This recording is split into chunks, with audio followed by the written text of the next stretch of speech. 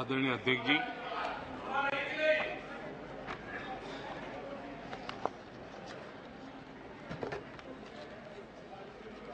पिछले 3 दिवस से अनेक वरिष्ठ महानुभाव आदरणीय सदस्यों ने अपने विचार व्यक्त किए हैं।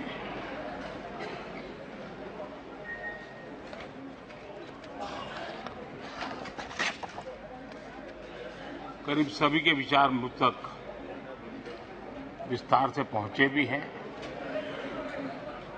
मैंने स्वयं भी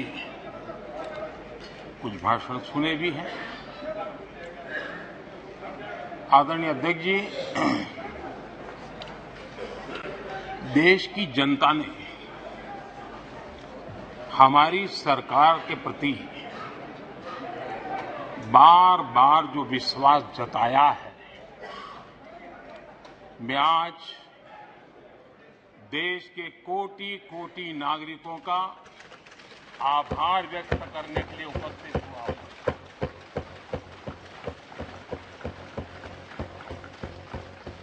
और अध्यक्ष जी कहते हैं, भगवान बहुत दयालु है और भगवान की मर्जी होती है कि वो किसी न किसी के माध्यम से अपनी इच्छा की पूर्ति करता है, किसी न किसी को माध्यम बनाता है। मैं इसे भगवान का आशीर्वाद मानता हूं कि ईश्वर ने विपक्ष को सुझाया और वो प्रस्ताव लेकर आए।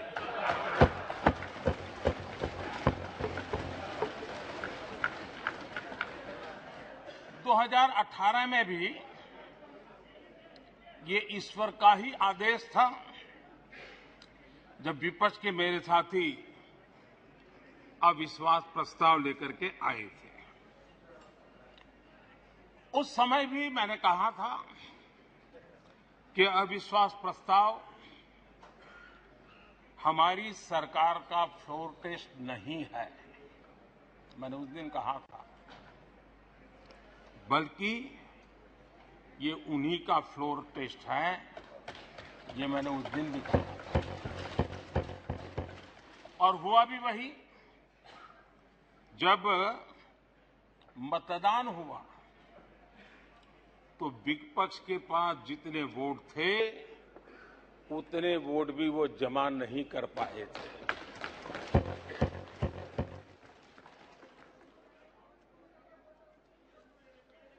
और इतना ही नहीं, जब हम सब जनता के पास गए तो जनता ने भी पूरी ताकत के साथ इनके लिए नो कॉन्फिडेंस घोषित कर दिया। और चुनाव में एनडीए को भी ज्यादा सीटें मिली और भाजपा को भी ज्यादा सीटें मिली। यानी एक तरह से विपक्ष का अविश्वास प्रस्ताव हमारे लिए शुभ होता है।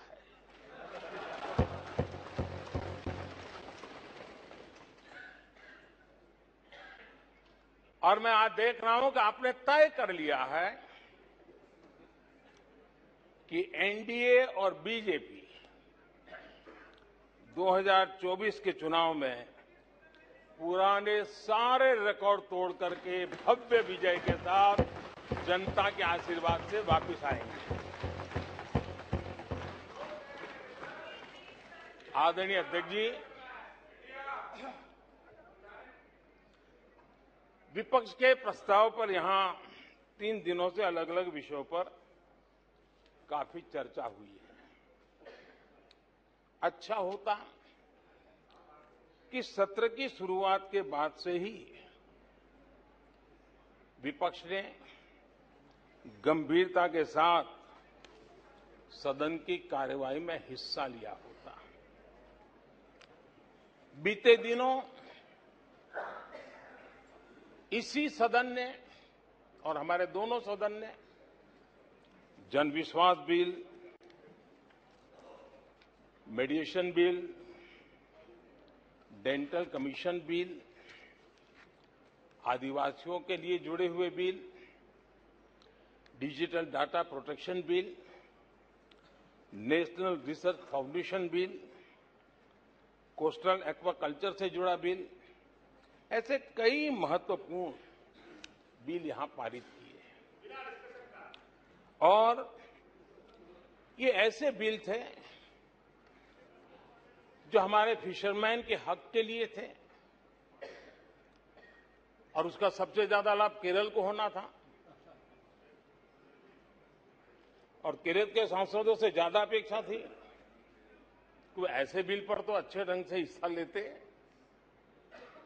लेकिन राजनीति उन पर ऐसी हावी हो चुकी है कि उनको फिशरमैन की चिंता नहीं है। यहां नेशनल रिसर्च फाउंडेशन का बिल था, देश की युवा शक्ति के आशा आकांक्षाओं के लिए एक नई दिशा देने वाला बिल था। हिंदुस्तान को एक साइंस पावर के रूप में भारत कैसे उभरे, वैश्विक दीर्घदृष्टि के साथ सोचा गया था। उससे भी आपका इतराज। डिजिटल डाटा प्रोटेक्शन बिल, ये बिल अपने आप में देश के युवाओं के जज्बे में जिस बात आज प्रमुखता से है, उससे जुड़ा हुआ था। आने वाला समय टेक्नोलॉजी ड्रिवन है। आज डाटा को एक प्रकार से सेकंड ऑयल के रूप में, सेकंड गोल्ड के रूप में माना जाता है। उस पर कितनी गंभीर चर्चा की जरूरत थी, लेकिन राजनीति आपके लिए प्राथमिकता थी। कई ऐसे बिल थे जो गांव के लिए, गरीब के लिए, दलित के लिए, पिछड़ों के लिए, आदिवासी के लिए, उनके कल्याण की चर्चा करने के लिए थे, उनके भविष्य के साथ जुड़े हुए थे। लेकिन इसमें इन्हें कोई रुचि नहीं है। देश की जनता ने जिस काम के लिए उनको यहां भेजा है, उस जनता का भी विश्वासघात किया गया है।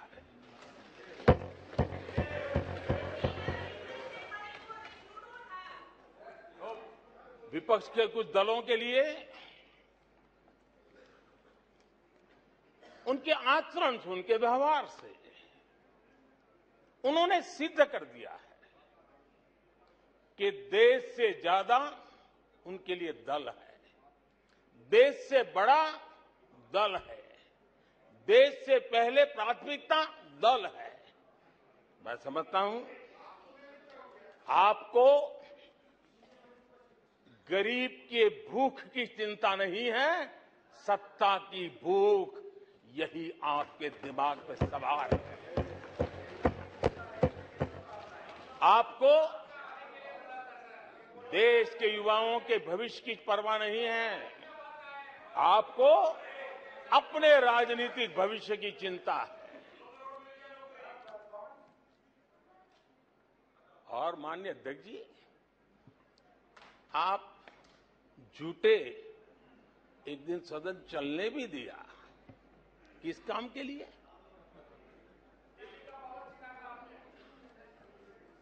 आप झूठे तो अविश्वास प्रस्ताव पर झूठे, और अपने कट्टर भ्रष्ट साथी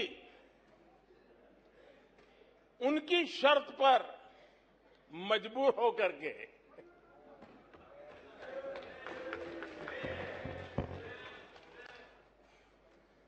और इस अविश्वास पर प्रस्ताव पर भी आपने कैसी चर्चा की? और तो मैं तो देख रहा हूं सोशल मीडिया में आपके दरबारी भी बहुत दुखी है। ये हाल है आपका। और अध्यक्ष जी देखिए, मजा इस डिबेट का कि फील्डिंग विपक्ष ने ऑर्गेनाइज की, लेकिन चौके छक्के यहीं से लगे।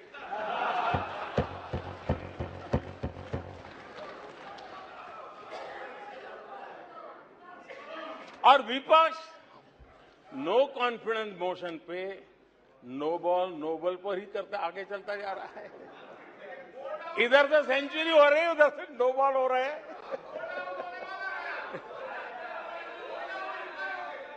अध्यक्ष जी, मैं हमारे विपक्ष के साथियों से यही कहूंगा कि आप तैयारी करके क्यों नहीं आते जी? थोड़ी मेहनत कीजिए। और मैंने 5 साल दिए आपको मेहनत करने के लिए। 18 में कहा था कि 23 में आप आना, जरूर आना। 5 साल भी नहीं कर पाए आप। क्या हाल है आप लोगों का, क्या दारिद्र्य है।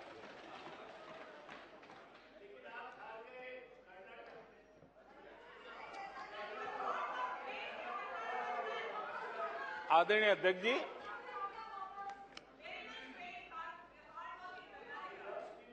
विपक्ष के हमारे साथियों को दिखास की, छपास की बहुत इच्छा रहती है, पर स्वाभाविक है। लेकिन आप ये मत भूलिए कि देश भी आपको देख रहा है। आपके एक एक शब्द को देश गौर से सुन रहा है। लेकिन हर बार देश को आपने निराशा के सिवाय कुछ नहीं दिया है। और विपक्ष के रवैये पर भी मैं कहूंगा, जिनके खुद के बही खाते बिगड़े हुए हैं, जिनके बही खाते खुद के बिगड़े हुए हैं, वो भी हमसे हमारा हिसाब लिए फिरते हैं। माननीय अध्यक्ष जी, इस अविश्वास प्रस्ताव में कुछ चीजें तो ऐसी विचित्र नजर आई जो न पहले कभी सुना है, न देखा है, न कभी कल्पना की है। सबसे बड़े विपक्षी दल के नेता को बोलने की सूची में नाम ही नहीं था। और पिछले उदाहरण देखिए आप। 1999 में वाजपेयी सरकार के खिलाफ अविश्वास प्रस्ताव आया। शरद पवार साहब उस समय नेतृत्व कर रहे थे। उन्होंने डिबेट का नेतृत्व किया। 2003 में अटल जी की सरकार थी। सोनिया जी विपक्ष की नेता थी। उन्होंने लीड ली। उन्होंने विस्तार से अविश्वास प्रस्ताव रखा। 2018 में खड़गे जी थे विपक्ष के नेता। उन्होंने प्रोमिनेंटली विषय को आगे बढ़ाया। लेकिन इस बार अधीर बाबू को क्या हाल हो गया। उनकी पार्टी ने उन्हें बोलने का मौका नहीं दिया। ये तो कल अमित भाई ने बहुत जिम्मेवारी के साथ कहा कि भाई अच्छा नहीं लग रहा है, और आपकी उदारता थी कि उनका समय समाप्त हो गया था तो भी आपने उनको आज मौका दिया। लेकिन गुड़ का गोबर कैसे करना, उसमें ये माहिर है।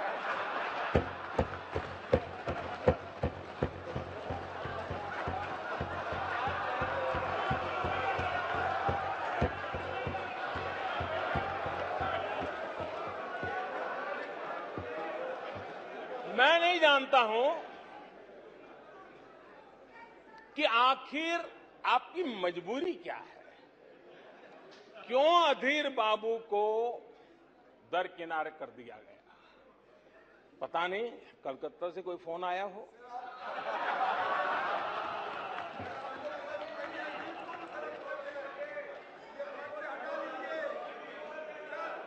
और कांग्रेस बार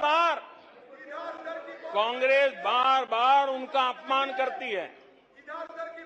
कभी चुनावों के नाम पर उन्हें अस्थायी रूप से फ्लोर लीडर से हटा देते हैं बिट्टू जी।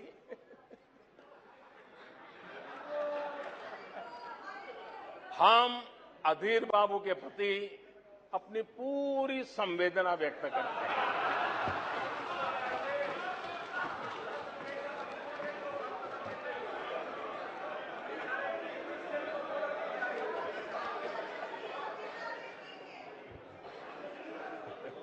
सूरज जी जरा जोर से हंस लीजिए।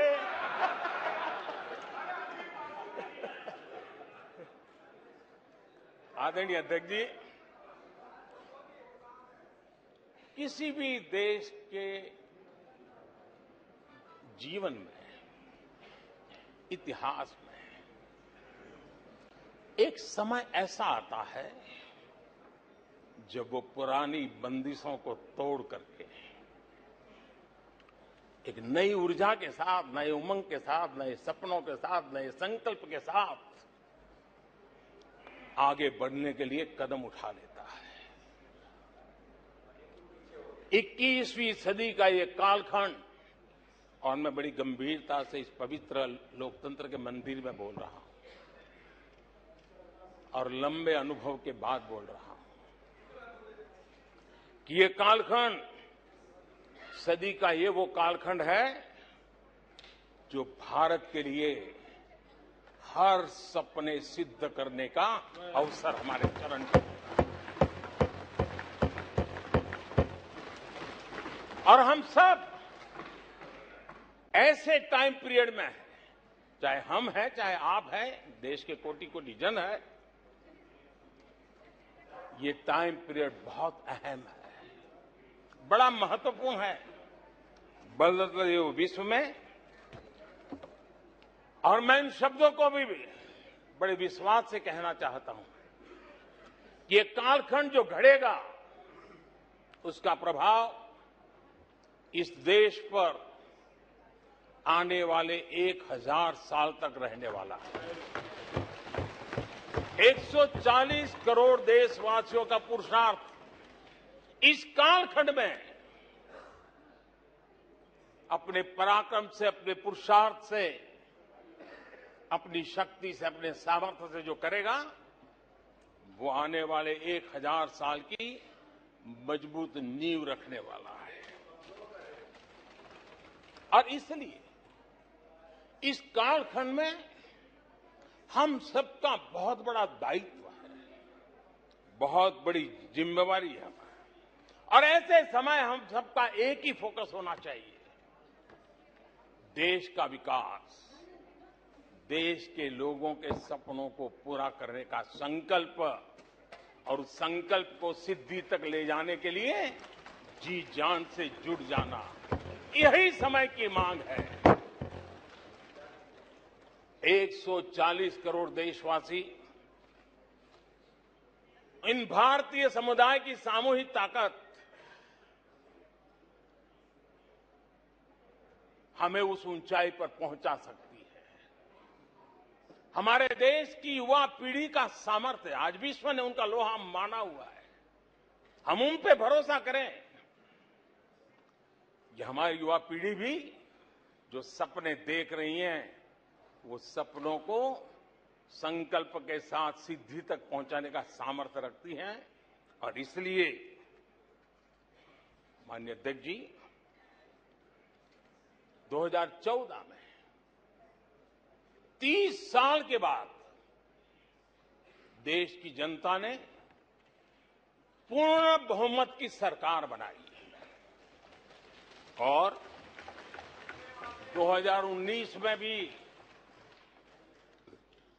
उस ट्रैक रिकॉर्ड को देख करके उनके सपनों को संजोने का सामर्थ्य कहां है, उनके संकल्पों को सिद्ध करने की ताकत कहां पड़ी है, वो देश भली भांति पहचान गया। और इसीलिए 2019 में फिर एक बार हम सबको सेवा करने का मौका दिया और अधिक मजबूती के साथ दिया। आदरणीय अध्यक्ष जी, इस सदन में बैठे हुए प्रत्येक व्यक्ति की जिम्मेदारी है कि वो भारत के युवाओं के सपनों को, उनकी महत्वाकांक्षाओं को, उनकी आशा अपेक्षा के मुताबिक वो जो काम करना चाहता है उसके लिए हम अवसर दें। सरकार में रहते हुए हमने भी इस दायित्व को निभाने का भरपूर प्रयास किया है। हमने भारत के युवाओं को घोटालों से रहित सरकार दी है।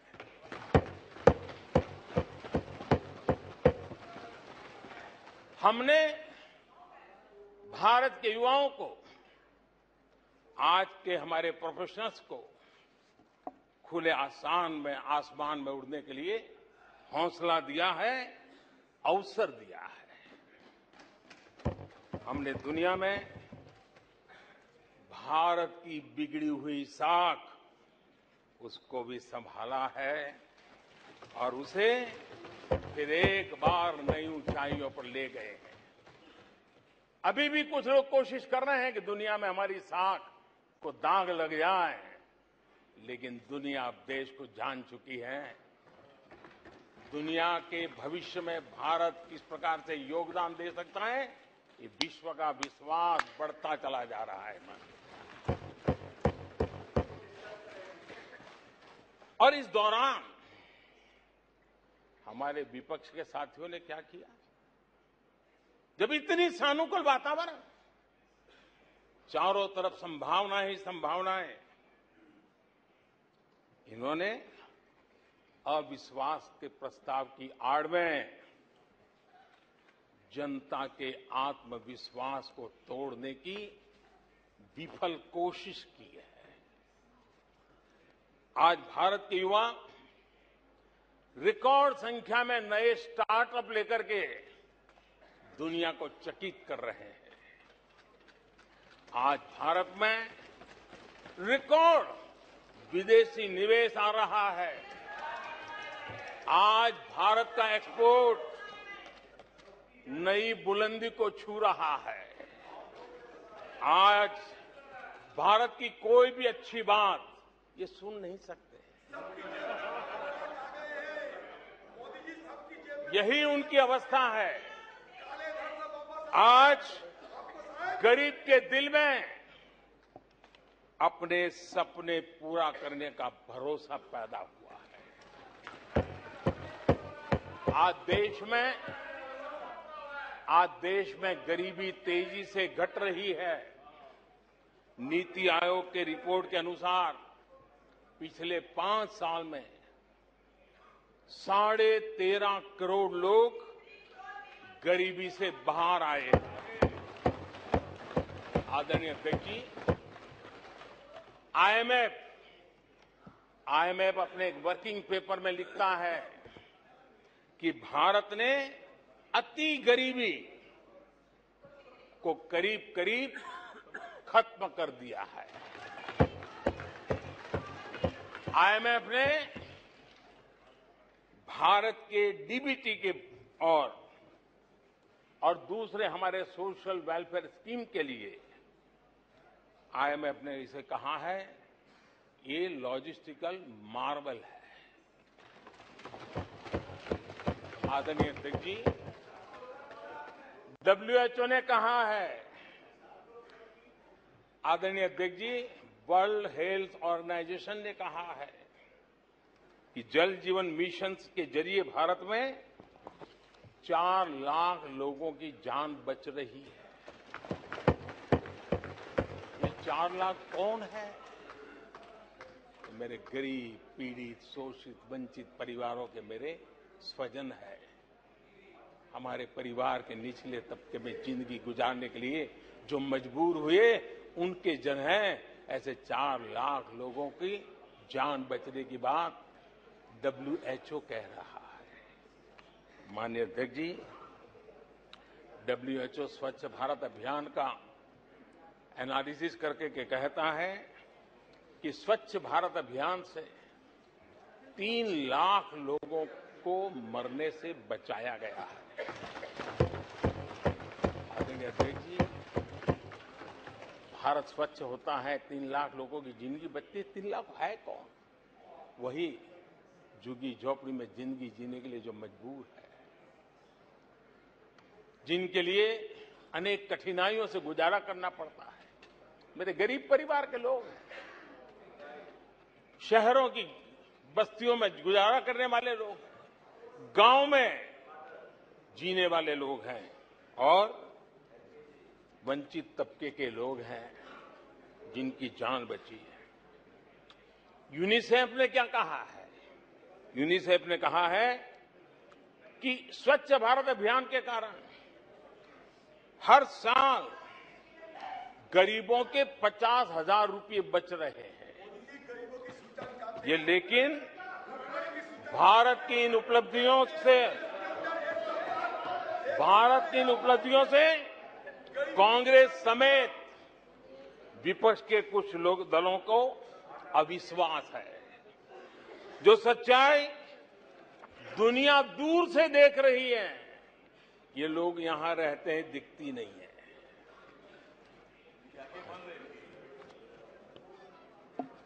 आदरणीय अध्यक्ष जी,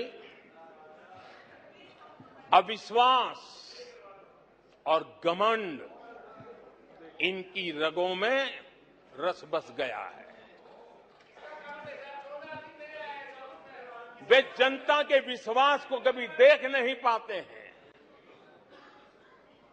अब ये जो शुतुरमुर्ग अप्रोच है, इसके लिए तो देश क्या कर सकता है? आदरणीय अध्यक्ष जी,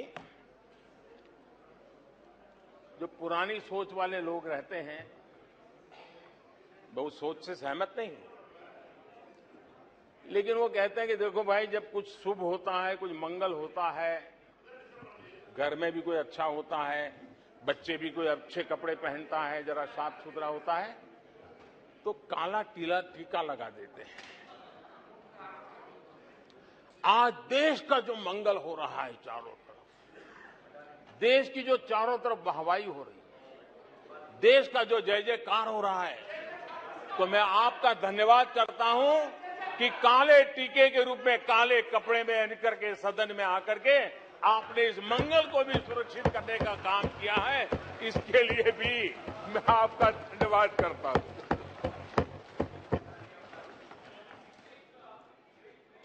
आदरणीय अध्यक्ष जी,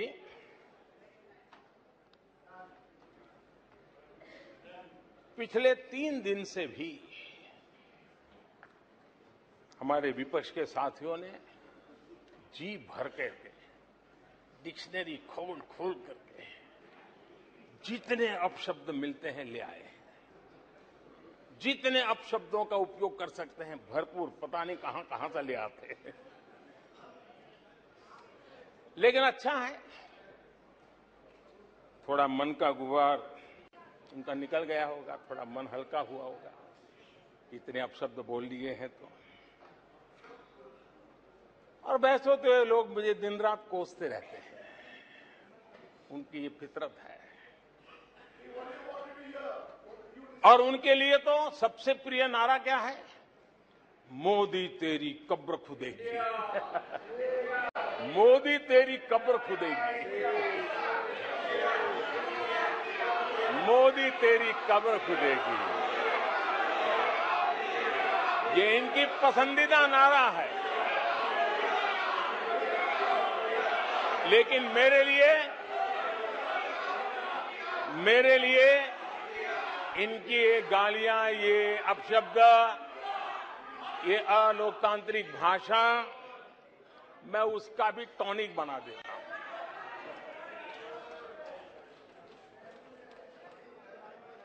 और ये ऐसा क्यों करते हैं और ये क्यों होता है? आज मैं सदन में कुछ सीक्रेट बताना चाहता हूं। मेरा पक्का विश्वास हो गया है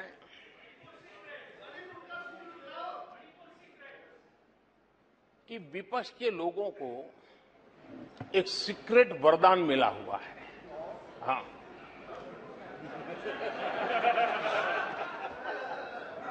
सीक्रेट वरदान मिला हुआ है। और वरदान ये कि ये लोग जिसका बुरा चाहेंगे उसका भलाई ही होगा।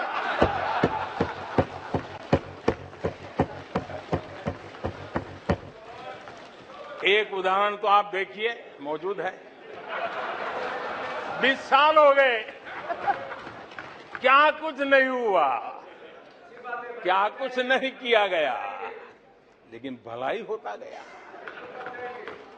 तो आपको बड़ा सीक्रेट वरदान है जी, और मैं 3 उदाहरण से ये सीक्रेट वरदान को सिद्ध कर सकता हूं जी।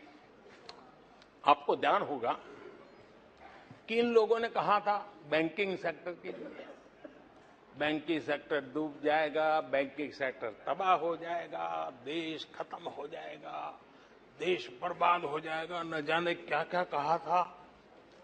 और बड़े बड़े विद्वानों को विदेशों से ले आते थे, उनसे कहलवाते थे, ताकि उनकी बात कोई न माने तो शायद उनकी मान ले।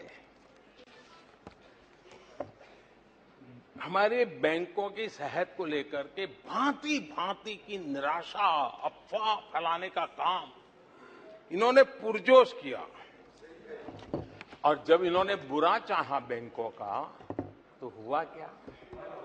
हमारी public sector banks net profit 2 गुने से ज्यादा हो गया।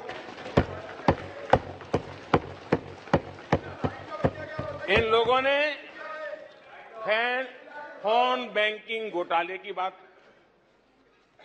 इसके कारण देश को एनपीए के गंभीर संकट में डुबो दिया था। बीते दिनों की बात हो रही है, लेकिन आज जो उन्होंने एनपीए का अंबर लगा के गए थे, उसको भी पार कर करके हम एक नई ताकत के साथ निकल चुके हैं। और आज सुबह निर्मला जी ने विस्तार से बताया है कि कितना प्रॉफिट हुआ है। दूसरा उदाहरण, हमारे डिफेंस के हेलीकॉप्टर बनाने वाली सरकारी कंपनी एचएएल, ये एचएएल को लेकर के कितनी भली बुरी बातें इन्होंने करी थी। क्या कुछ नहीं कहा गया था एचएएल के लिए, और इसका दुनिया पे बहुत नुकसान करने वाली भाषा का प्रयोग किया गया था। और एचएएल तबाह हो गया है, एचएएल खत्म हो गया है, भारत की डिफेंस इंडस्ट्री खत्म हो चुकी है। ऐसा न जाने क्या क्या कहा गया था एचएएल के लिए। इतना ही नहीं, जैसे आजकल खेतों में जाकर के वीडियो शूट होता है, मालूम है ना? हाँ, खेतों में जाकर के वीडियो शूट होता है, हाँ। वैसा ही उस समय एचएएल फैक्ट्री के दरवाजे पर मजदूरों की सभा करके वीडियो शूट करवाया गया था, और वहां के कामगारों को भड़काया गया था। अब तुम्हारा कोई भविष्य नहीं है, तुम्हारे बच्चे मरेंगे, भूखे मरेंगे, एचएएल डूब रहा है। देश की इतनी महत्वपूर्ण इंस्टीट्यूट को इतना बुरा चाहा, इतना बुरा चाहा, इतना बुरा कहा कि वो सीक्रेट आज एचएएल सफलता की नई बुलंदियों को छू रहा है। एचएएल ने अपना highest ever highest revenue register किया है।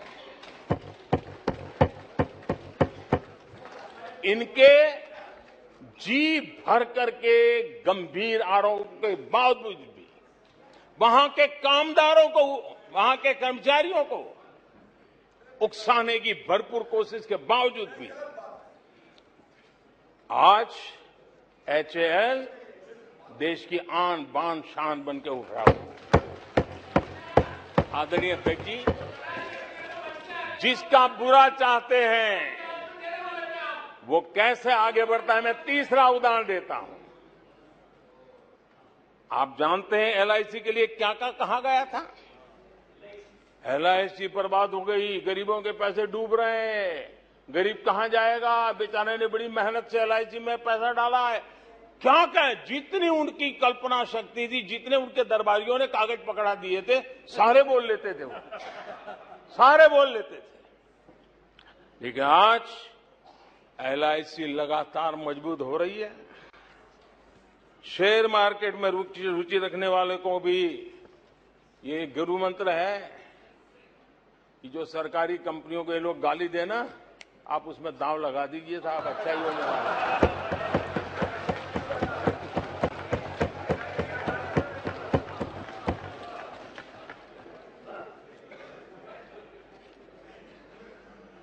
आदरणीय अध्यक्ष जी, ये लोग देश की जिन संस्थाओं की मृत्यु की घोषणा करते हैं, उन संस्थाओं का भाग्य चमक जाता है।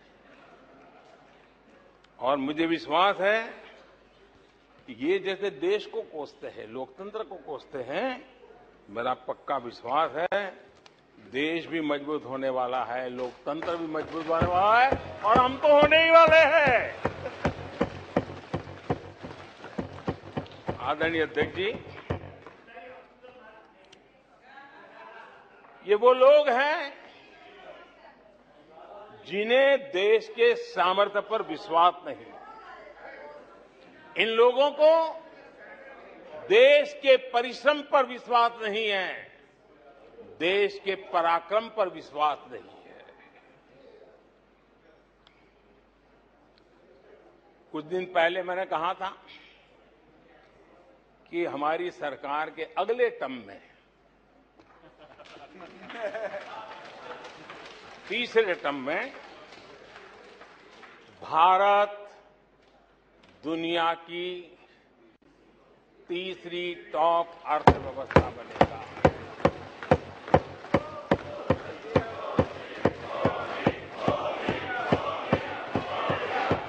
आदरणीय अध्यक्ष जी, आदरणीय अध्यक्ष जी, अब देश के भविष्य पर थोड़ा सा भी भरोसा होता जब हम ये क्लेम करते हैं कि हम आने वाले 5 साल में, नए तीसरे टर्म में, हम देश की इकोनॉमी को तीसरे पर लाएंगे। तो एक जिम्मेवार विपक्ष क्या करता? वो सवाल पूछता, अच्छा भाई बताओ, निर्मला जी बताओ कैसे करने वाले हो, अच्छा मोदी जी बताओ कैसे करने वाले हो, आपका रोड मैप बताओ। ऐसा करते। अब ये भी मुझे सिखाना पड़ रहा है। लेकिन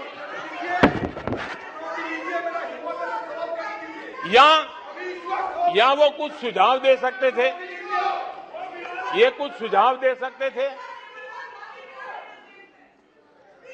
या फिर कहते हम चुनाव में जनता के बीच जाकर के बताएंगे कि ये तीसरे की बात करते हैं, हम तो 1 नंबर पे लेके आएंगे, और ऐसे ऐसे लेके कुछ तो करते यार। लेकिन हमारे विपक्ष की त्रासदी ये है, और उनके राजनीतिक विमर्श पर गौर कीजिए। कांग्रेस के लोग क्या कह रहे हैं?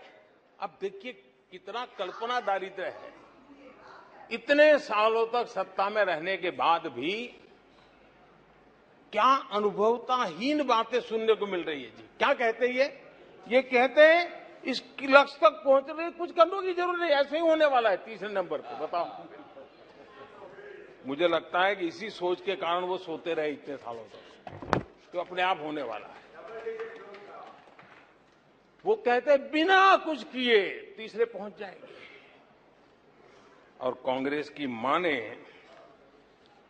अगर सब कुछ अपने आप ही हो जाने वाला है, इसका मतलब है कांग्रेस के पास न नीति है, न नीयत है, न विजन है, न वैश्विक अर्थव्यवस्था की समझ है, और न ही भारत के अर्थ जगत के ताकत का पता है।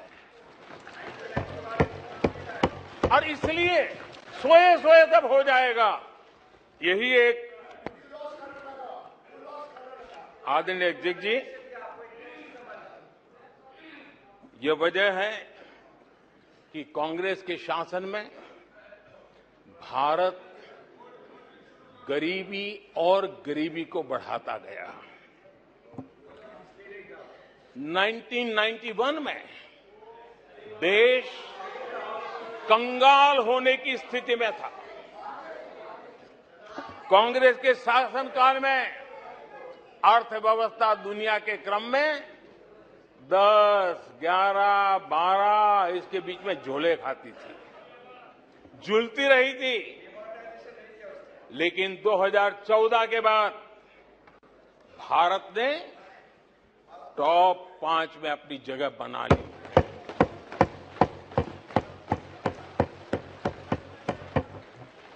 कांग्रेस के लोगों को लगता होगा कि ये कोई जादू से लकड़ी से हुआ है, लेकिन मैं आज सदन को बताना चाहता हूं माननीय अध्यक्ष, रिफॉर्म, परफॉर्म एंड ट्रांसफॉर्म एक निश्चित आयोजन, प्लानिंग और कठोर परिश्रम की पराकाष्ठा, और इसी की वजह से आज देश इस मुकाम पर पहुंचा है। और ये प्लानिंग और परिश्रम की निरंतरता बनी रहेगी। आवश्यकता अनुसार उसमें नए रिफॉर्म होंगे और परफॉर्मेंस के लिए पूरी तरह ताकत को लगाया जाएगा, और परिणाम ये होगी कि हम तीसरे नंबर पर पहुंच के रहेंगे। आदरणीय अध्यक्ष जी, देश का विश्वास मैं शब्दों में भी प्रकट करना चाहता हूं, और देश का विश्वास है कि 2028 में आप जब अविश्वास प्रस्ताव लेके आएंगे, तब ये देश पहले 3 में होगा। ये देश का विश्वास है।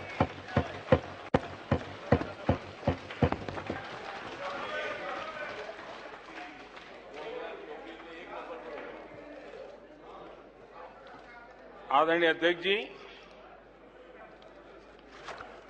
हमारे विपक्ष के मित्रों के फितरत में ही अविश्वास भरा पड़ा है। हमने लाल किले से स्वच्छ भारत अभियान का आह्वान किया, लेकिन उन्होंने हमेशा अविश्वास जताया। कैसे हो सकता है? गांधी जी भी आके गए, करके कह के गए, क्या हुआ? अब स्वच्छता कैसे हो सकती है? अविश्वास से भरी हुई इनकी सोच है। हमने मां बेटी को खुले में शौच से मुक्त करने के लिए, उस मजबूरी से मुक्त होने के लिए शौचालय जैसी जरूरत पे जोर दिया, और तब ये कहना, क्या लाल किले से ऐसे विषय बोले जाते हैं क्या? क्या ये देश की प्राथमिकता होती है क्या?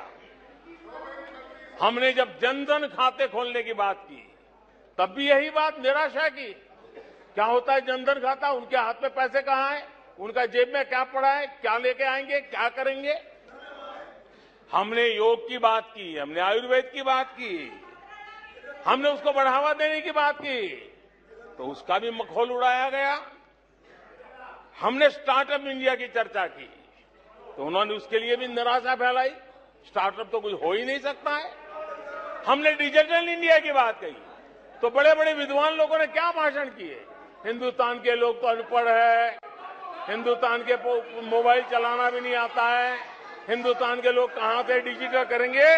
आज डिजिटल इंडिया, देश आगे है। हमने मेक इन इंडिया की बात कही, जहां गए वहां मेक इन इंडिया का मजाक उड़ाया, जहां गए वहां मेक इन इंडिया का मजाक उड़ाया। आदरणीय अध्यक्ष जी,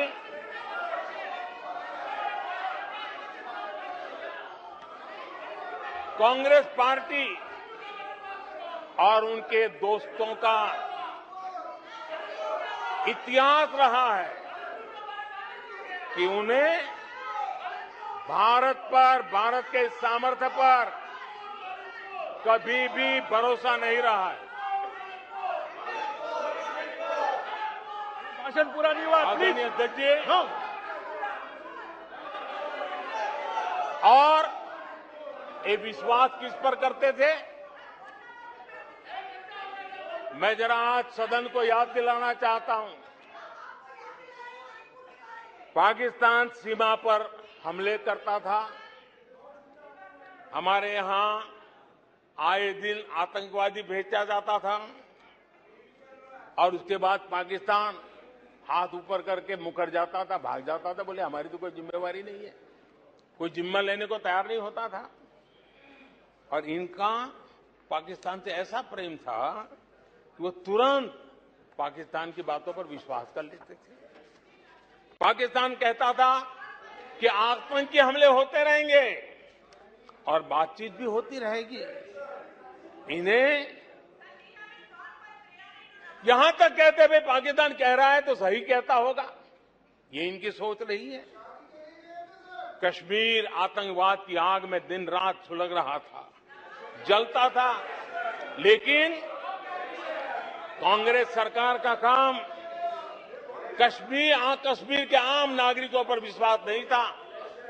वे विश्वास करते थे हुर्रियत पर, वे विश्वास करते थे अलगवादियों के पर, वे विश्वास उन लोगों पर करते थे जो पाकिस्तान का झंडा लेकर के चलते थे।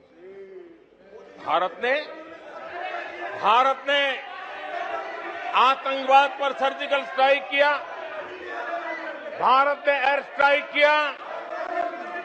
इनको भारत की सेना पर भरोसा नहीं था, उनको दुश्मन के दावों पर भरोसा था। ये इनकी प्रवृत्ति थी। अध्यक्ष महोदय, आज दुनिया में कोई भी भारत के लिए अपशब्द बोलता है तो इन्हें उस पर तुरंत विश्वास हो जाता है, तुरंत उसको कैच कर लेते हैं। ऐसा मैग्नेटिक पावर है कि भारत खिलाफ हर चीजें वो तुरंत पकड़ लेते हैं। जैसे कोई विदेशी एजेंसी कहती है कि भुखमरी का सामना कर रहा कई देश भारत से बेहतर है, ऐसा झूठी बात आएगी तो भी पकड़ लेते और हिंदुस्तान में प्रचार करना शुरू कर देते, प्रेस कॉन्फ्रेंस कर देते हैं। भारत को बदनाम करने में क्या मजा आता है। दुनिया में कोई भी ऐसी बेतुकी बातों को मिट्टी के ढेले जैसी जिसकी कीमत ना हो, ऐसी बातों को तवज्जो देना ये कांग्रेस की फितरत रही है और तुरंत उसका भारत में एम्पलीफाई करना, प्रचार करना पूरी कोशिश में लग जाती है। कोरोना में की महामारी आई, भारत के वैज्ञानिकों ने मेड इन इंडिया वैक्सीन बनाया। उन्हें भारत के वैक्सीन पर भरोसा नहीं, उनको भारत के वैक्सीन पर भरोसा नहीं, विदेशी वैक्सीन पर भरोसा, ये इनकी सोच रही। आदरणीय अध्यक्ष जी,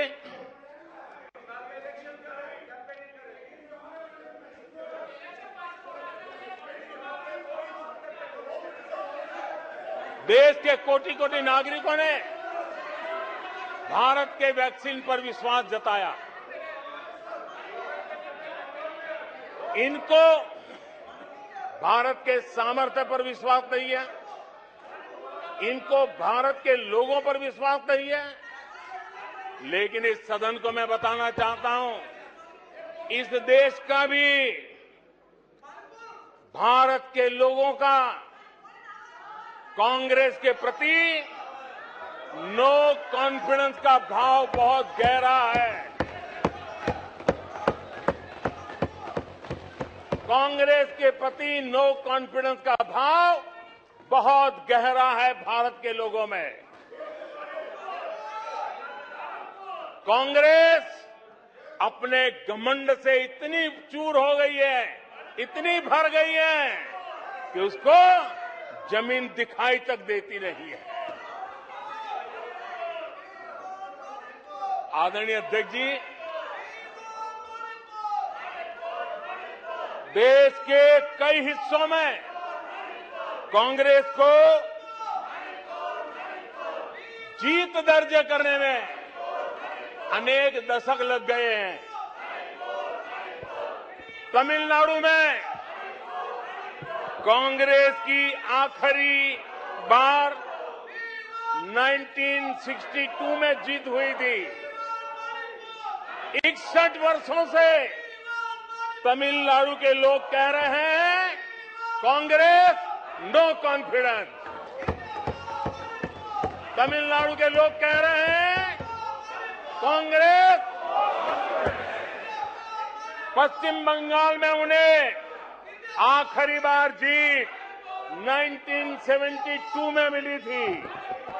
पश्चिम बंगाल के लोग 51 सालों से कह रहे हैं कांग्रेस कांग्रेस।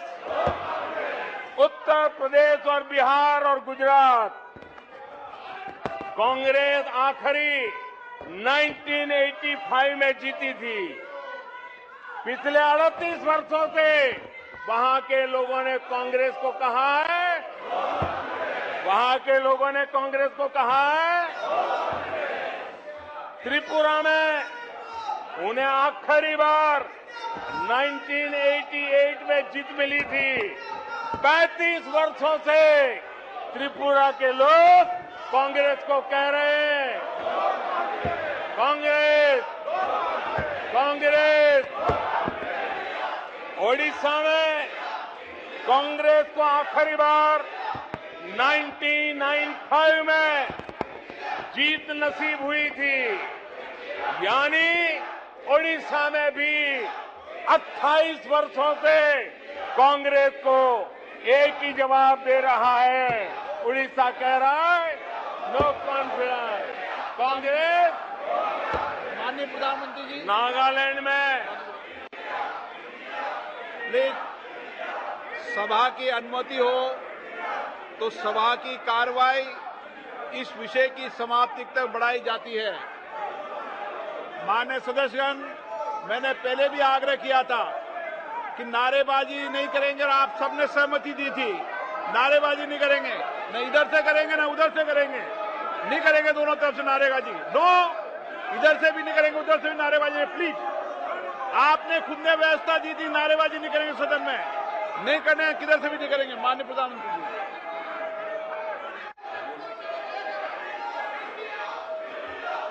आदरणीय अध्यक्ष जी, नागालैंड में कांग्रेस की आखिरी जीत 1988 में हुई थी। यहां के लोग भी 25 वर्षों से कह रहे हैं कांग्रेस कांग्रेस। दिल्ली, आंध्र प्रदेश और पश्चिम बंगाल में तो एक भी विधायक खाते में नहीं है। जनता ने कांग्रेस के प्रति बार बार नो कॉन्फिडेंस घोषित किया है। आदरणीय अध्यक्ष जी, मैं आज इस मौके पर ये आपके काम की बात बताता हूं, आपके काम की बात बताता हूं, आपकी भलाई के लिए बोल रहा हूं, आपकी भलाई के लिए बोल रहा हूं।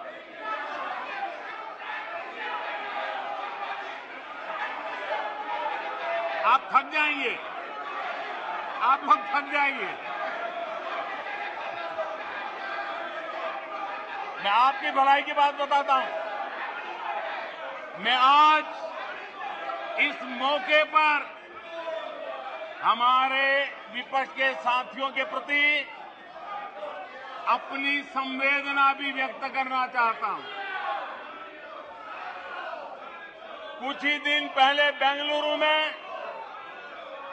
आपने मिलजुल कर करीब करीब 1.5-2 दशक पुराने यूपीए का क्रियाकर्म किया है, उसका अंतिम संस्कार किया है। लोकतांत्रिक व्यवहार के मुताबिक मुझे तभी आपको सहानुभूति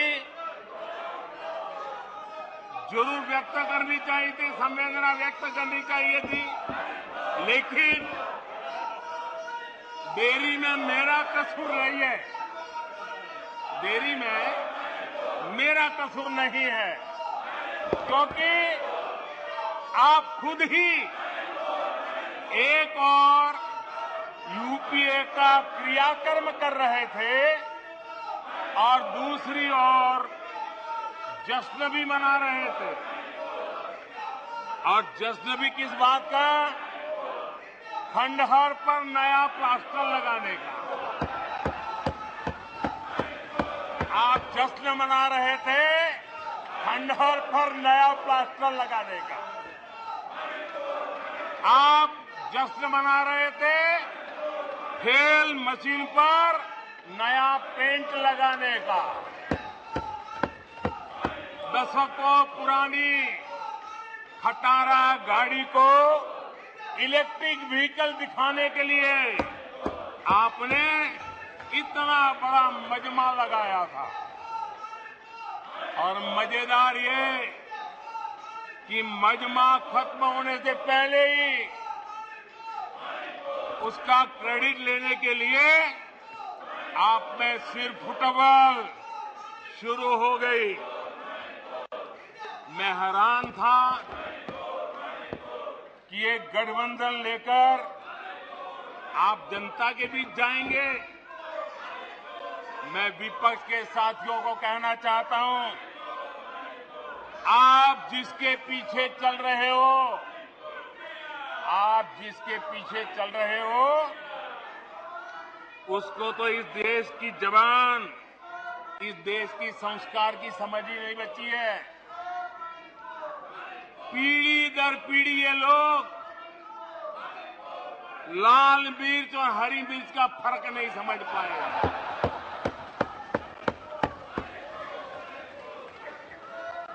लेकिन आप में से कई साथियों को मैं जानता हूं। आप सबको भारतीय मानस को जानने वाले लोग, आप लोग भारत के मिजाज को पहचानने वाले लोग हैं। वेश बदलकर धोखा देने की कोशिश करने वालों की हकीकत सामने आ ही जाती है। जिन्हें सिर्फ नाम का सहारा है, जिन्हें सिर्फ नाम का सहारा है, उन्हीं के लिए कहा गया है, दूर युद्ध से भागते, दूर युद्ध से भागते, नाम रखा रणधीर। दूर युद्ध से भागते, नाम रखा रणधीर। भाग्य चंद की आज तक, भाग्य चंद की आज तक सोई है तकदीर। भाग्य चंद की आज तक सोई है तकदीर। आदरणीय अध्यक्ष जी, इनकी मुसीबत ऐसी है कि खुद को जिंदा रखने के लिए, खुद को जिंदा रखने के लिए इनको एनडीए का ही सहारा लेना पड़ा है। खुद को जिंदा रखने के लिए इन्हें एनडीए का ही सहारा लेना पड़ा है। लेकिन आदत के मुताबिक घमंड का जो आई है ना, आई वो उनको छोड़ता नहीं है। और इसलिए एनडीए में 2 आई पिरो दिए, 2 घमंड के आई पिरो दिए। पहला आई 26 दलों का घमंड और दूसरा आई एक परिवार का घमंड। एनडीए भी चुरा लिया कुछ बचने के लिए और इंडिया के भी टुकड़े कर दिए। I dot N dot D dot I dot A. आदरणीय अध्यक्ष जी,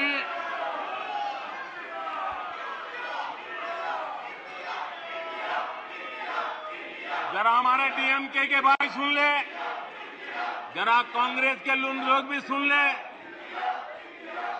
अध्यक्ष महोदय, यूपीए को लगता है कि देश के नाम का इस्तेमाल करके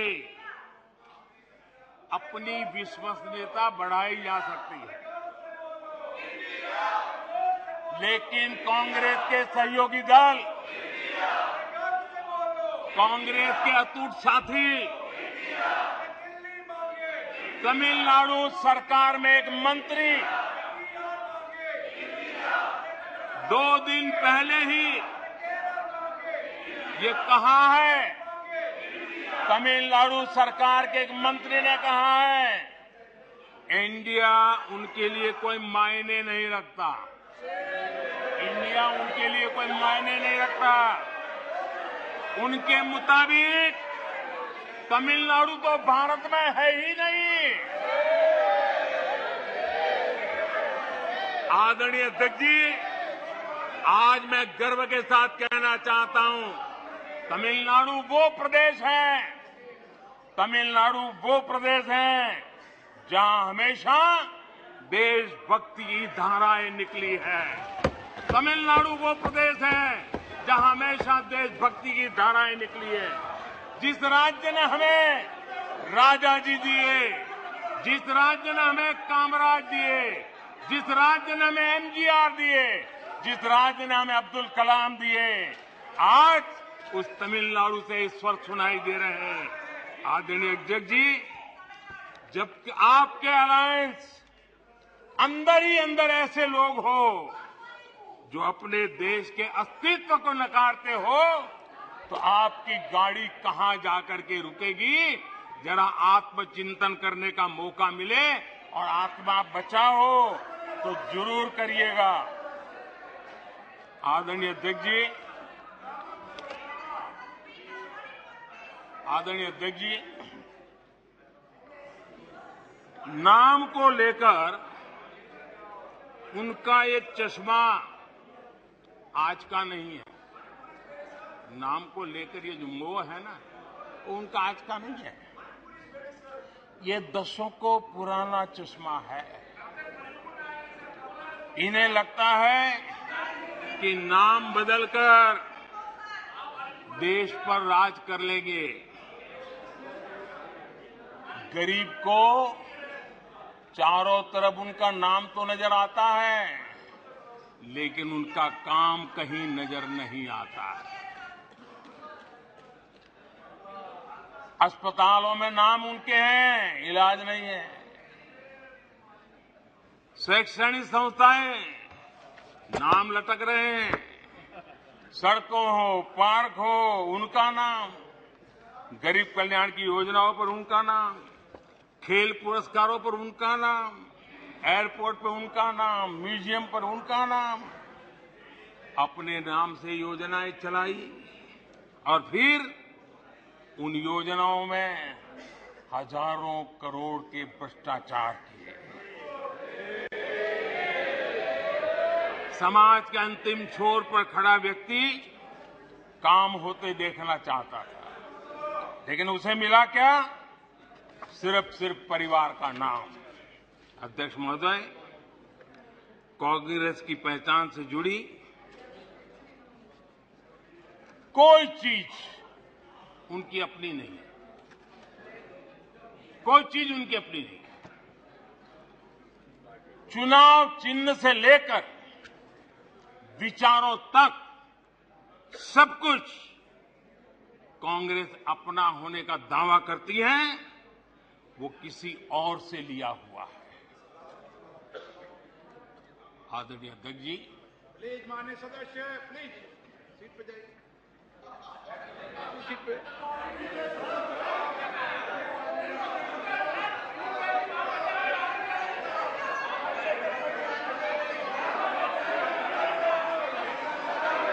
अपनी कमियों को ढकने के लिए चुनाव चिन्ह और विचारों को भी चुरा लिया। फिर भी जो बदलाव हुए हैं उसमें पार्टी का घमंड ही दिखता है। ये भी दिखता है कि 2014 से वो किस तरह डिनायल के मोड में है। पार्टी के संस्थापक कौन? एओ ह्यूम एक विदेशी थे जिन्होंने पार्टी बनाई। आप जानते हैं 1920 में भारत के स्वतंत्रता संग्राम को एक नई ऊर्जा मिली। 1920 में एक नया ध्वज मिला और देश ने उस ध्वज को अपना लिया। तो रातों रात कांग्रेस ने उस ध्वज की ताकत देख करके उसे भी छीन लिया और प्रतीक को देखा कि ये गाड़ी चलाने के लिए ठीक रहेगा। 1920 से खेल चल रहा है और उनको लगा कि तिरंगा झंडा देखेंगे तो लोग देखेंगे उनकी बात हो रही है। ये उन्होंने खेल किया। वोटरों को भुलाने के लिए गांधी नाम भी हर बार वो भी चुरा लिया।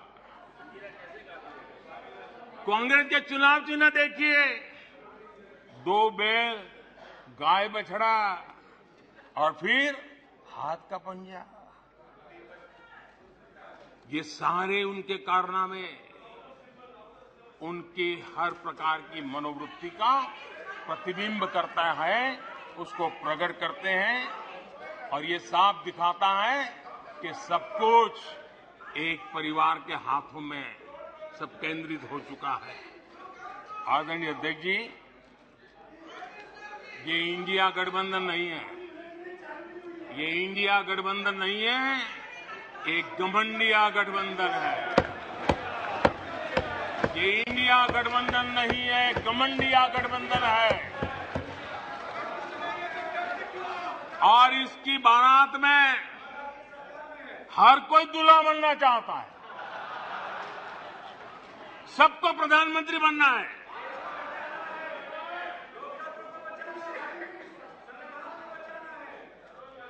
आदरणीय अध्यक्ष जी, इस गठबंधन ने यह भी नहीं सोचा है कि किस राज्य में आपके साथ, आप किसके साथ कहां पहुंचे हैं। पश्चिम बंगाल में आप टीएमसी और कम्युनिस्ट पार्टी के खिलाफ है और दिल्ली में एक साथ है। और अधीर बाबू 1991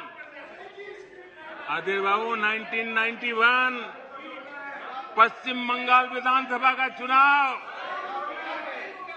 इन्हीं कम्युनिस्ट पार्टी ने अधीर बाबू साथ क्या व्यवहार किया था वो आज भी इतिहास में दर्ज है। खैर 1991 की बात तो पुरानी है।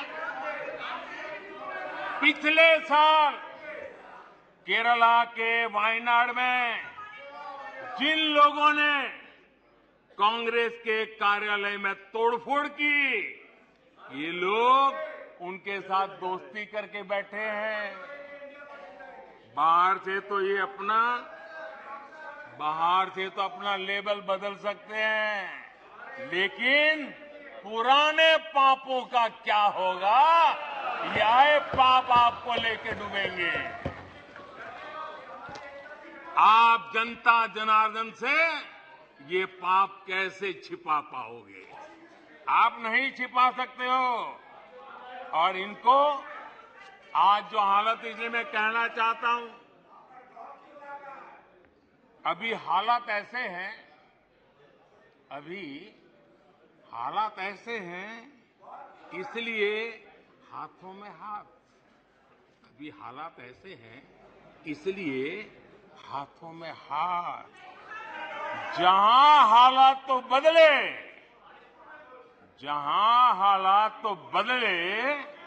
फिर छुरियां भी निकलेगी।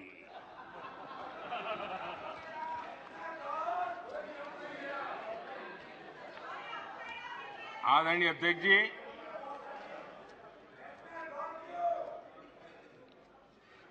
ये घमंडिया गठबंधन देश में परिवारवाद की राजनीति का सबसे बड़ा प्रतिबिंब है।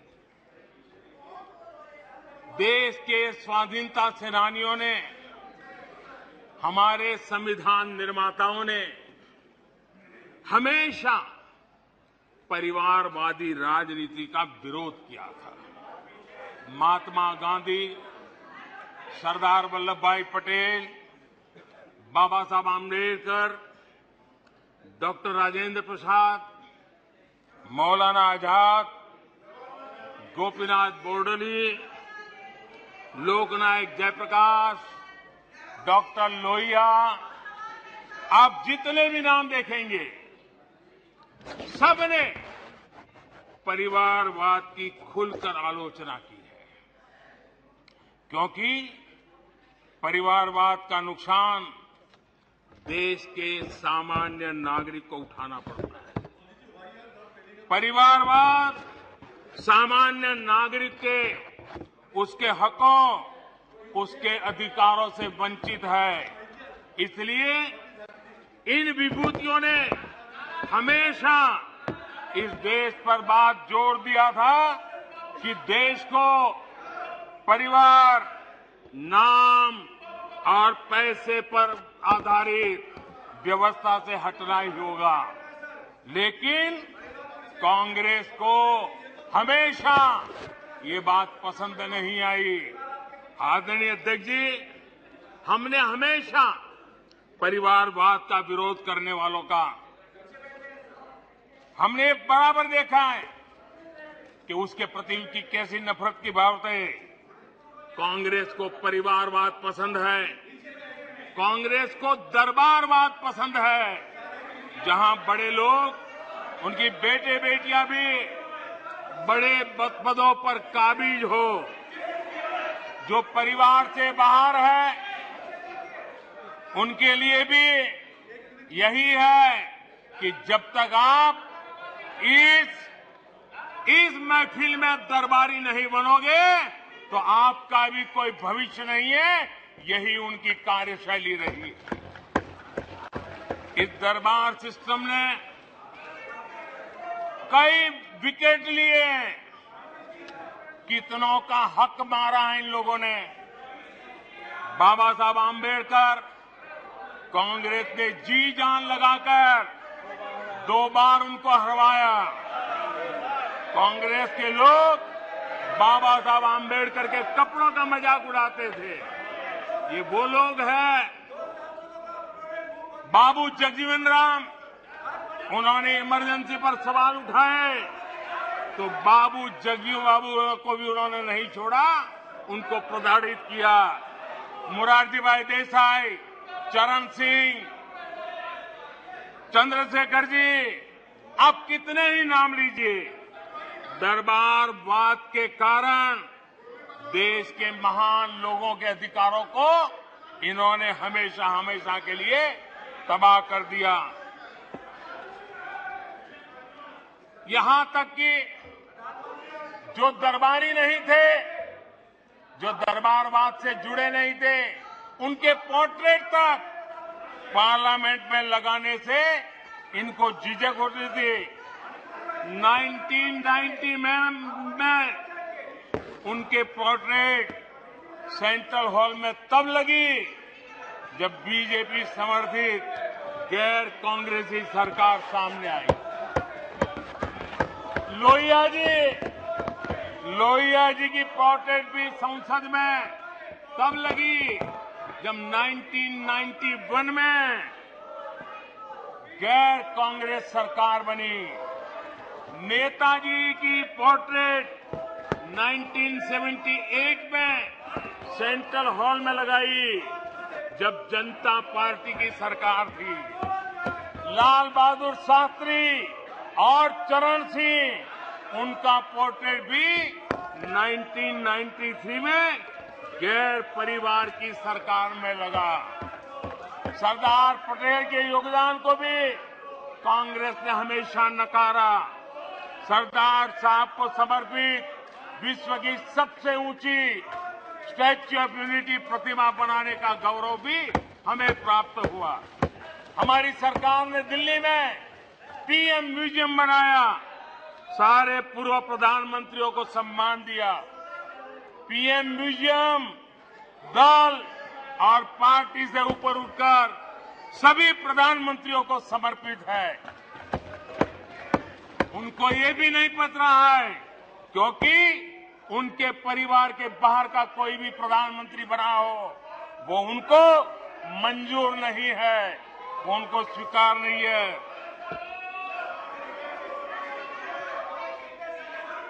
आदरणीय अध्यक्ष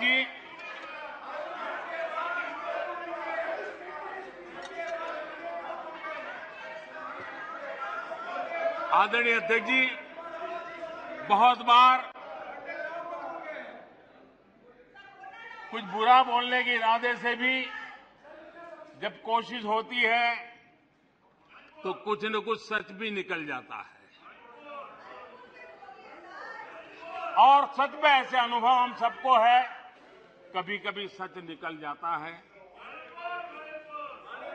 लंका हनुमान ने नहीं जलाई, लंका हनुमान ने नहीं जलाई, उनके घमंड ने जलाई। और ये बिल्कुल सच है।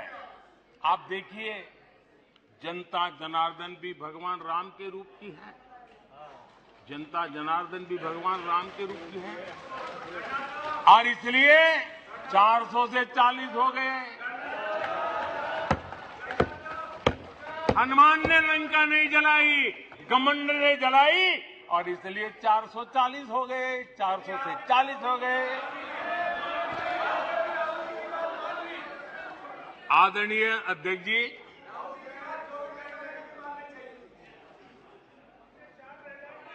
सच्चाई तो ये है, देश की जनता ने दो बार 30 साल के बाद पूर्ण बहुमत की सरकार चुनी, लेकिन गरीब का बेटा यहां कैसे बैठा?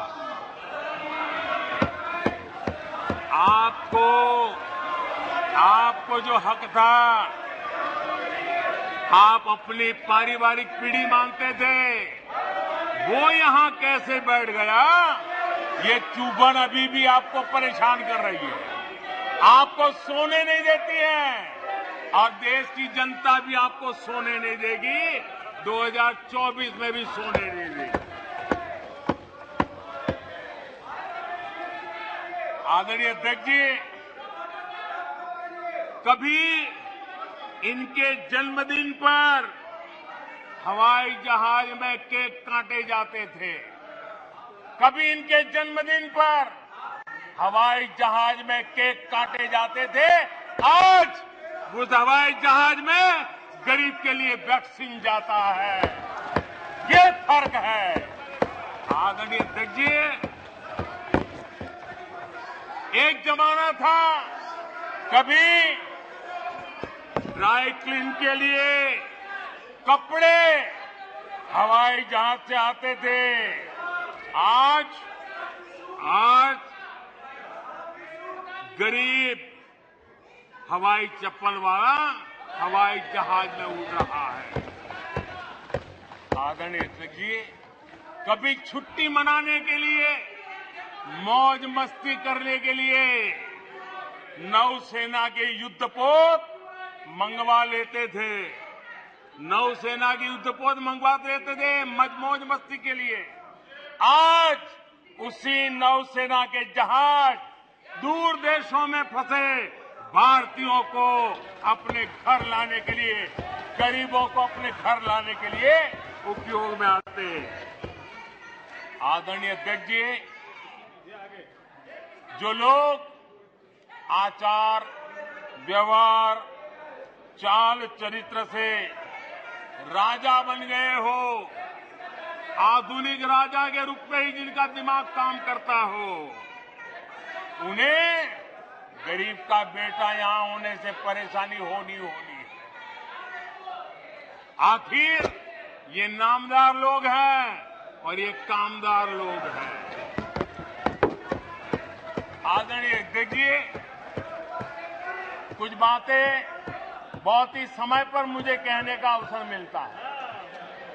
बहुत सी बातें ऐसी होती है, इत्तेफाक देखिए, ये कोई मैं तो तय करके बैठता नहीं हूं, लेकिन इत्तेफाक देखिए कल यहां दिल से बात करने की बात भी कही गई थी। उनके दिमाग के हाल को तो देश लंबे समय से जानता है, लेकिन अब उनके दिल का भी पता चल गया। और अध्यक्ष जी, इनका मोदी प्रेम तो इतना जबरदस्त है जी, 24 घंटे सपने में भी उनको मोदी आता है। मोदी अगर भाषण करते समय बीच में पानी पिए तो ये कहते हैं, अगर पानी भी पिया तो सीना तान के कहते, देखिए मोदी को पानी पिला दिया। अगर मैं गर्मी में कड़ी धूप में भी जनता जनार्दन के दर्शन के लिए चल पड़ता हूं, कभी पसीना पोंछता हूं, तो कहते हैं देखिए मोदी को पसीना ला दिया। देखिए इनका जीने का सहारा देखिए। एक गीत की पंक्ति है, डूबने वाले को तिनके का सहारा ही बहुत, डूबने वाले को तिनके का सहारा ही बहुत, दिल बहल जाए फकत इतना इशारा ही बहुत, इतने पर भी आसमां वाला गिरा दे बिजलियां, इतने पर भी आसमां वाला गिरा दे बिजलियां, कोई बतला दे जरा ये डूबता फिर क्या करे। आदरणीय अध्यक्ष जी, मैं कांग्रेस की मुसीबत समझता हूं। बरसों से एक ही फेल्ड प्रोडक्ट उसको बार बार लॉन्च करते हैं, हर बार लॉन्चिंग फेल हो जाती है और अब उसका नतीजा ये हुआ है, मतदाताओं के प्रति उनकी नफरत भी 7वें आसमान पर पहुंच गई है। उनका लॉन्चिंग फेल होता है, नफरत जनता पे करते हैं। लेकिन पीआर वाले प्रचार क्या करते हैं, मोहब्बत की दुकान का प्रचार करते हैं, इकोसिस्टम लग पड़ती है।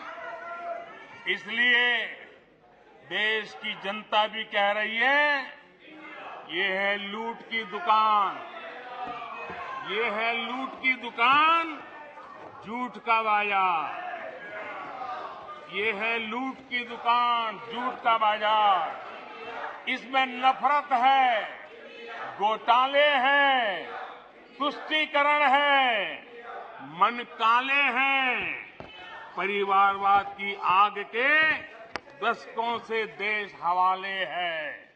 और तुम्हारी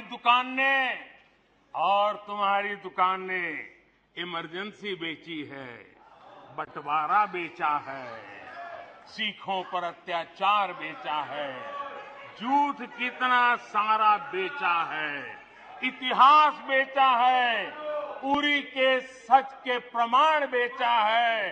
शर्म करो नफरत की दुकान वालों, तुमने सेना का स्वाभिमान बेचा है।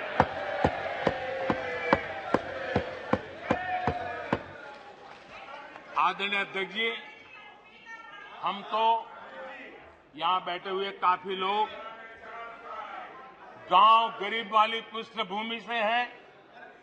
यहां सदन में बड़ी संख्या में लोग गांव और छोटे कस्बों से आते हैं और गांव का कोई व्यक्ति विदेश जाए, सालों तक वो उसके गीत गाता रहता है। एक आध बार भी कभी विदेश जाए, देख करके आया हो, सालों तक बताता रहता है कि मैं ये देख के आया, मैं ये देख के आया, मैंने ये सुना, मैंने ये मुझे देखा। स्वाभाविक है, गांव का व्यक्ति जितने बेचारे ने दिल्ली मुंबई भी न देखा हो और अमेरिका जाके आ जाए, यूरोप जाके आ जाए, तो वो वर्णन करता रहता है। जिन लोगों ने कभी गमले में मूली नहीं उगाई, जिन लोगों ने कभी गमले में मूली नहीं उगाई, वो खेतों को देखकर हैरान होने ही होने हैं।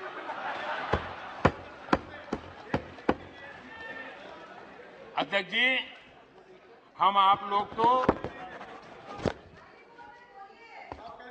जो कभी जमीन पर उतरे ही नहीं, जिन्होंने हमेशा गाड़ी का शीशा डाउन करके दूसरों की गरीबी देखी है, उन्हें सब हैरान करने वाला लग रहा है।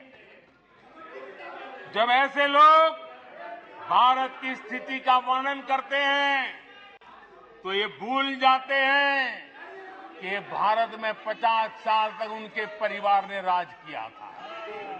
एक प्रकार से जब भारत के इस रूप का वर्णन करते हैं तब वो अपने पूर्वजों की विफलताओं का जिक्र करते हैं।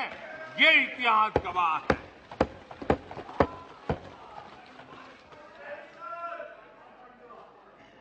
और इनकी दाल गलने वाली नहीं है, इसलिए नई नई दुकानें खोल करके बैठ जाते हैं। आदरणीय अध्यक्ष जी,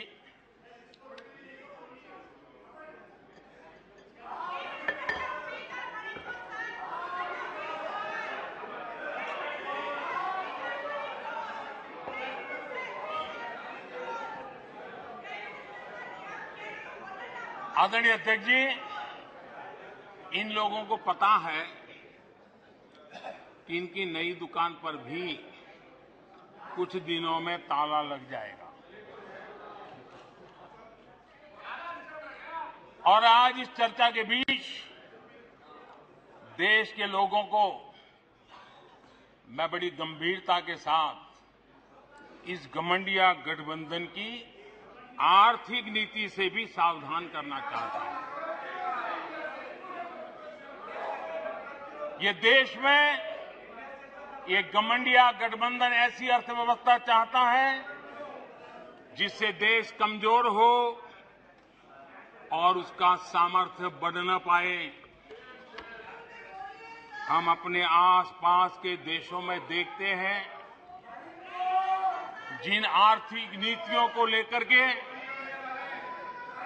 कांग्रेस के और साथी आगे बढ़ना चाहते हैं, जिस प्रकार से खजाने से पैसे लुटाकर वोट पाने का खेल खेल रहे हैं, हमारे आसपास के देश के हालात देख लीजिए, दुनिया के उन देशों की स्थिति देख लीजिए। और मैं देश को कहना चाहता हूं, इनसे सुधरने की मुझे कोई अपेक्षा नहीं है, वो जनता इनको सुधार देगी। आदरणीय अध्यक्ष जी, इस प्रकार की चीजों का दुष्परिणाम हमारे देश पर भी हो रहा है, हमारे राज्यों पर भी हो रहा है। चुनाव जीतने के लिए अनाप शनाप वायदों के कारण अब इन राज्यों में जनता के ऊपर नए नए दंड डाले जा रहे हैं, नए नए बोझ डाले जा रहे हैं और विकास के प्रोजेक्ट्स बंद करने की घोषणा की जा रही है, विधिवत रूप से घोषणा की जा रही है। आदरणीय अध्यक्ष जी, ये घमंडिया गठबंधन की जो आर्थिक नीति है, उस आर्थिक नीतियों का मैं परिणाम साफ देख रहा हूं और इसलिए मैं देशवासियों को चेतावनी, देशवासियों को सत्य समझाना चाहता हूं। ये लोग, ये घमंडिया गठबंधन, ये लोग भारत के दिवालिया होने की गारंटी है, भारत के दिवालिया होने की गारंटी है।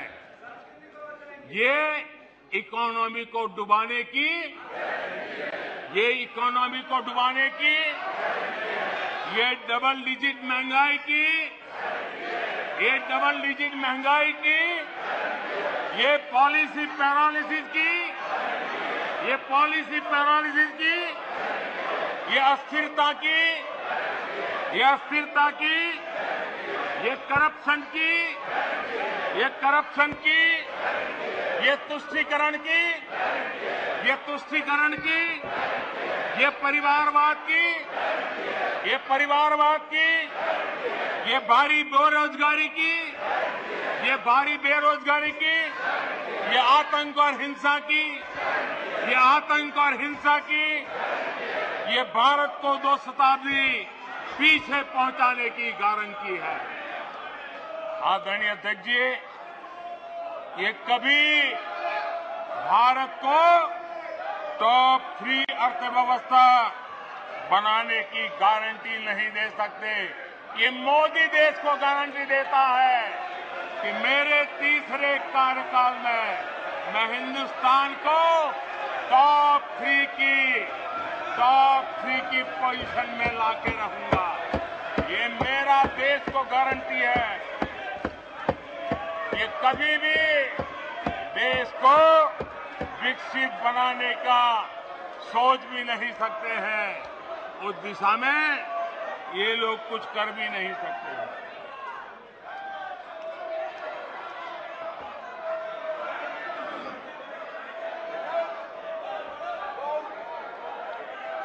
आदरणीय अध्यक्ष जी,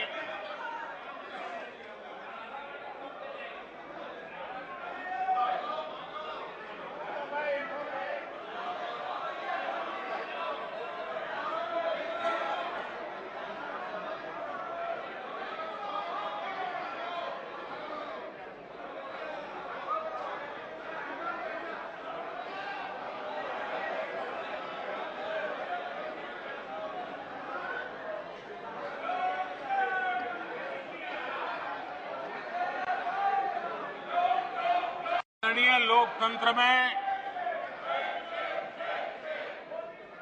जिनका भरोसा नहीं होता है वो सुनाने के लिए तो तैयार होते हैं, लेकिन सुनने का धैर्य नहीं होता है।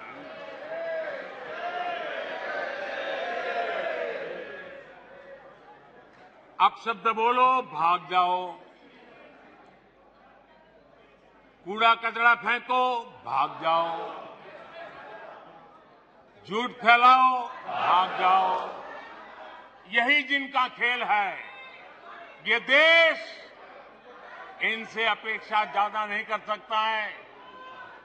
अगर इन्होंने गृह मंत्री जी की मणिपुर की चर्चा पर सहमति दिखाई होती तो अकेले मणिपुर विषय पर विस्तार से चर्चा हो सकती थी, हर पहलू पर चर्चा हो सकती थी और उनको भी बहुत कुछ कहने का मौका मिल सकता था, लेकिन उनको चर्चा में रस नहीं था। और कल अमित भाई ने विस्तार से इस विषय की चीजें जब रखी तो देश को भी आश्चर्य हुआ है कि ये लोग इतना झूठ फैला सकते हैं। ऐसे ऐसे पाप करके गए हैं लोग। और उन्होंने आज जब अविश्वास का प्रस्ताव लाए और अविश्वास में सारे विषय पर वो बोले तो ट्रेजरी बेंच का भी दायित्व बनता है कि देश के विश्वास को प्रकट करें, देश के विश्वास को नई ताकत दें, देश के प्रति अविश्वास करने वालों के लिए करारा जवाब दें। ये हमारा भी दायित्व बनता है। हमने कहा था अकेले मणिपुर के लिए आओ, चर्चा करो। गृह मंत्री जी ने चिट्ठी लिख करके कहा था, उनके विभाग से जुड़ा विषय था, लेकिन साहस नहीं था, इरादा नहीं था और पेट में पाप था, दर्द पेट में हो रहा था और फोड़ रहे थे सर। इसका ये परिणाम था। आदरणीय अध्यक्ष जी, मणिपुर की स्थिति पर देश के गृह मंत्री श्रीमान अमित शाह ने कल 2 घंटे तक विस्तार से और बड़े धैर्य से रत्ती भर भी राजनीति के बिना सारे विषय को विस्तार से समझाया, सरकार की और देश की चिंता को प्रकट किया और उसमें देश की जनता को जागरूक करने का भी प्रयास था। उसमें इस पूरे सदन की तरफ से एक विश्वास का संदेश मणिपुर को पहुंचाने का इरादा था। उसमें जन सामान्य को शिक्षित करने का भी प्रयास था। एक नेक ईमानदारी से देश की भलाई के लिए और मणिपुर की समस्या के लिए रास्ते खोजना एक प्रयास था। लेकिन सिवाय राजनीति कुछ करना नहीं है, इसलिए इन्होंने यही खेल किए, यही स्थिति किया।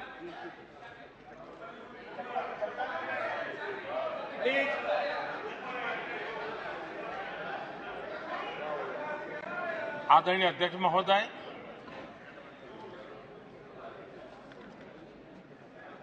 कल वैसे विस्तार से अमित भाई ने बताया है। मणिपुर में अदालत का एक फैसला आया। अब अदालतों में क्या हो रहा है वो हम जानते हैं।